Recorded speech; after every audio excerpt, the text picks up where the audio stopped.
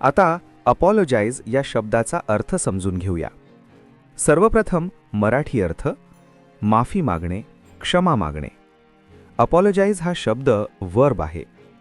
मराठीत समजून घ्या. अपॉलोजाइज म्हणजे चूक झाल्यावर किंवा कोणाला दुखावल्यावर माफी मागणे आणि खेद व्यक्त करणे. जेव्हा आपण आपली चूक मान्य करून समोरच्याची क्षमा मागतो तेव्हा अपॉलोजाइज वापरतात. English meaning to say sorry for a mistake or wrong going. आता सिनोनिम्स पाहूया. Say sorry, beg pardon, express regret हे शब्द माफी मागणे दर्शवतात. आता अँटोनिम्स पाहूया. ब्लेम, अक्यूज, इन्सल्ट हे शब्द दोष देणे किंवा अपमान करणे दर्शवतात. आता उदाहरणे पाहूया. पहिले वाक्य, he apologised for his mistake and promised that he would not repeat it again in the future.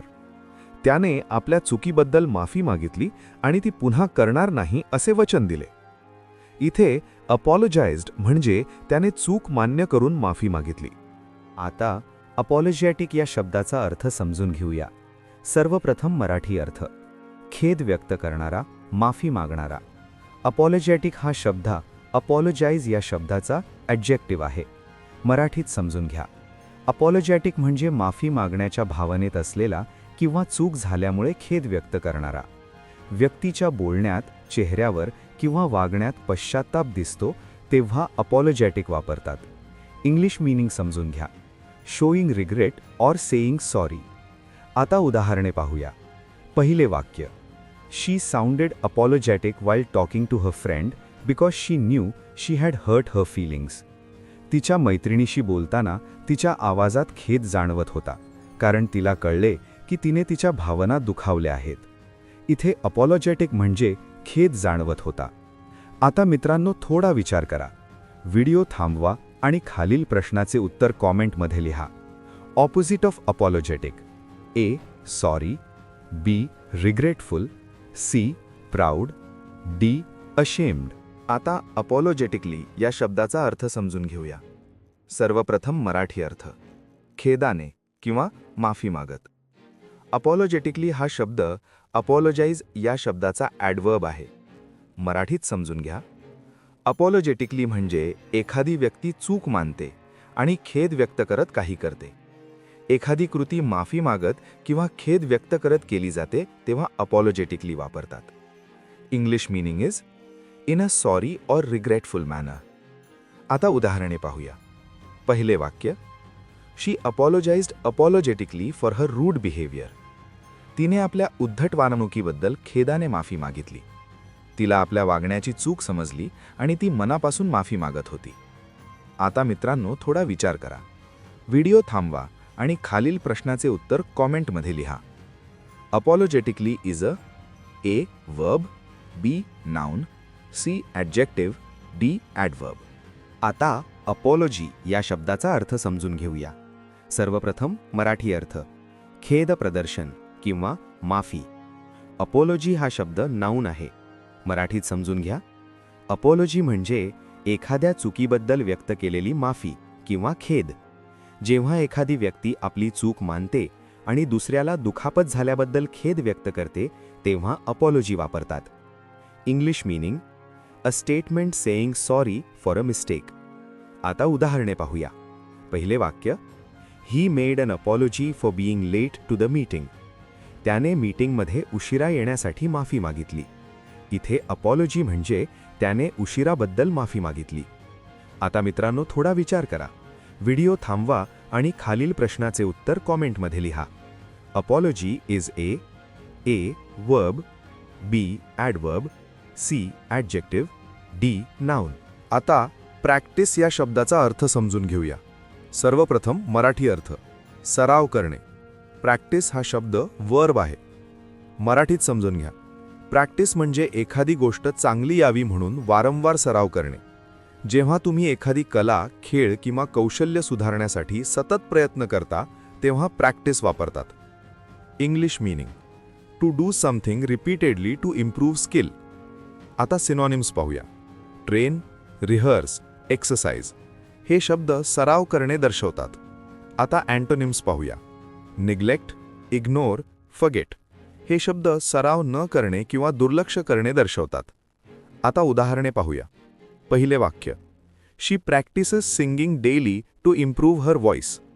ती दररोज गाण्याचा सराव करते जेणेकरून तिचा आवाज सुधारेल. इथे प्रॅक्टिसेस म्हणजे ती गाण्याचा सराव करत आहे. आता मित्रांनो, थोडा विचार करा. व्हिडिओ थांबवा आणि खालील प्रश्नाचे उत्तर कॉमेंटमध्ये लिहा. Opposite of practice: A. Train, B. Rehearse, C. Ignore, D. Exercise. आता प्रॅक्टिकल या शब्दाचा अर्थ समजून घेऊया. सर्वप्रथम मराठी अर्थ: व्यावहारिक किंवा उपयोगी. प्रॅक्टिकल हा शब्द प्रॅक्टिस या शब्दाचा ॲडजेक्टिव्ह आहे. मराठीत समजून घ्या. प्रॅक्टिकल म्हणजे एखादी गोष्ट प्रत्यक्ष जीवनात उपयोगात येणारी किंवा व्यवहारात उपयोगी पडणारी. जेव्हा एखादी कल्पना, सल्ला किंवा उपाय खऱ्या जीवनात उपयोगी ठरतो तेव्हा प्रॅक्टिकल हा शब्द वापरतात. English meaning: useful and suitable in real life. आता उदाहरणे पाहूया. पहिले वाक्य, this is a practical idea that can be applied in daily life. ही व्यावहारिक कल्पना आहे जी दैनंदिन जीवनात वापरता येऊ शकते. इथे प्रॅक्टिकल म्हणजे प्रत्यक्ष उपयोगात येणारी कल्पना आहे. आता मित्रांनो, थोडा विचार करा. व्हिडिओ थांबवा आणि खालील प्रश्नाचे उत्तर कॉमेंटमध्ये लिहा. Synonym of practical: A. Useless, B. Unrealistic, C. Useful, D. Impractical. आता प्रॅक्टिकली ह्या शब्दाचा अर्थ समजून घेऊया. सर्वप्रथम मराठी अर्थ: प्रत्यक्षात किंवा जवळजवळ. प्रॅक्टिकली हा शब्द प्रॅक्टिस या शब्दाचा ॲडव्हर्ब आहे. मराठीत समजून घ्या. प्रॅक्टिकली म्हणजे एखादी गोष्ट प्रत्यक्ष पद्धतीने किंवा जवळजवळ घडल्यासारखी. जेव्हा काही गोष्ट खऱ्या जीवनात जवळजवळ पूर्ण होते किंवा व्यवहारात केली जाते तेव्हा प्रॅक्टिकली हा शब्द वापरतात. English meaning: almost or in a practical way. आता उदाहरणे पाहूया. पहिले वाक्य, the work is practically finished so we can start the next task. काम जवळजवळ पूर्ण झाले आहे त्यामुळे आपण पुढील काम सुरू करू शकतो. इथे प्रॅक्टिकली म्हणजे जवळजवळ पूर्ण झालेले आहे. आता मित्रांनो, थोडा विचार करा. व्हिडिओ थांबवा आणि खालील प्रश्नाचे उत्तर कॉमेंटमध्ये लिहा. Practically means: A. Exactly, B. Nearly, C. Never, D. Slowly. आता आपण a bull in a china shop हा वाक्प्रचार समजून घेऊया. English meaning: a person who is very clumsy or careless and likely to cause damage. Marathi meaning: अशी व्यक्ती जी खूप ढिसाळ किंवा असावधान असते आणि नुकसान करू शकते. स्पष्टीकरण: जेव्हा एखादी व्यक्ती खूप असावधान किंवा ढिसाळपणे वागते तेव्हा a bull in a china shop ही इडियम वापरतात. Sentence 1, he is like a bull in a china shop whenever he tries to help in the kitchen. अर्थ: तो स्वयंपाकघरात मदत करताना खूप ढिसाळ वागतो. स्पष्टीकरण: त्याची असावधानी आणि ढिसाळपणा दाखवण्यासाठी इडियम योग्य ठरते. Sentence 2, her comments at the meeting were like a bull in a china shop. अर्थ: मीटिंगमध्ये तिच्या टिप्पण्या खूप असावधान आणि त्रासदायक होत्या. स्पष्टीकरण: तिच्या अप्रत्यक्ष आणि कठोर टिप्पण्या परिस्थिती खराब करत होत्या. Exam tip: a bull in a china shop म्हणजे खूप ढिसाळ किंवा असावधान व्यक्ती. अर्थ: a person who is clumsy or careless and likely to cause damage. स्पर्धा परीक्षेत विचारला जाऊ शकणारा प्रश्न. A bull in a china shop या वाक्प्रचाराचा अर्थ काय? ए. खूप सावध व्यक्ती, बी. ज्ञानी व्यक्ती, सी. शांत व्यक्ती, डी. खूप ढिसाळ किंवा असावधान व्यक्ती. योग्य उत्तर कमेंट करा. आता आपण अ ड्रॉप इन अ बकेट किंवा ओशन हा वाक्प्रचार समजून घेऊया. English meaning: a very small part of something much bigger and almost negligible amount. Marathi meaning: मोठ्या गोष्टीतील एक लहानसा भाग, अत्यंत नगण्य प्रमाण. स्पष्टीकरण: जेव्हा एखादे योगदान, प्रयत्न किंवा गोष्ट फार लहान असते आणि मोठ्या गोष्टीत फारसा फरक पडत नाही तेव्हा a drop in a bucket किंवा ओशन ही इडियम वापरतात. Sentence 1, donating 50 rupees is just a drop in the bucket compared to what is needed. अर्थ: 50 रुपये दान करणे आवश्यकतेच्या तुलनेत अगदी नगण्य आहे. स्पष्टीकरण: दानाचे प्रमाण फार लहान असल्यामुळे इडियम योग्य ठरते. Sentence 2. All the efforts to clean the river seem like a drop in the ocean. अर्थ: नदी स्वच्छ करण्याचे सर्व प्रयत्न मोठ्या प्रमाणात अगदी नगण्य वाटतात. स्पष्टीकरण: प्रयत्न मोठ्या समस्येबरोबर तुलनेत अगदी छोटे आहेत म्हणून इडियम वापरली आहे.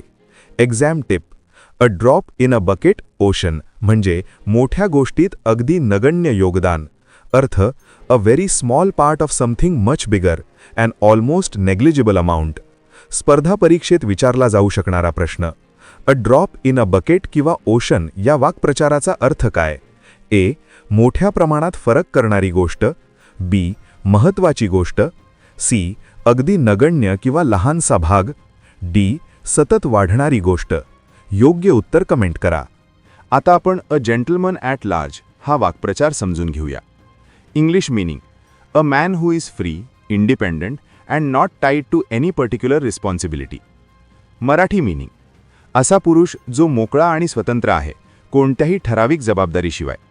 स्पष्टीकरण: जेव्हा एखादा पुरुष समाजात मोकळा राहतो आणि कोणत्याही विशिष्ट कर्तव्याशी बांधलेला नसतो, तेव्हा अ जेंटलमन ॲट लार्ज ही इडियम वापरतात.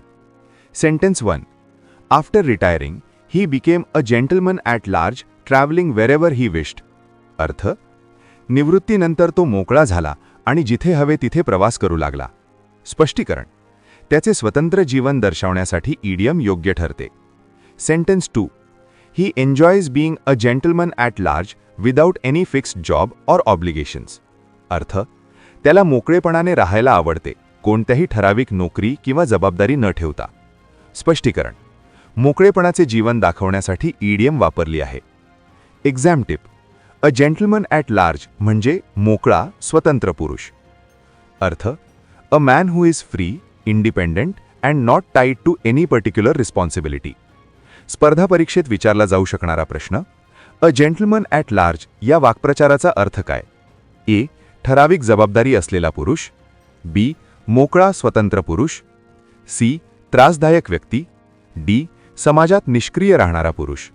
योग्य उत्तर कॉमेंट करा.